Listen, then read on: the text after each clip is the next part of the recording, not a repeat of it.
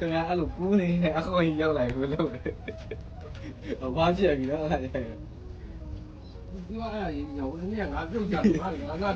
တော့ရောက်လာမှစိုးတယ်ငါလုံးမှာငါသိလားသူတို့ဝေးရနေကြည့်ရင်ဒီနေ့ခေါ်ပြီးအဲ့မှာညောင်းမှာထိုင်နေကြည့်တယ်အေးကြောင်လက်ကနောက်ပြတာနော်ကြောင်းလည်းပဲပြီးတယ်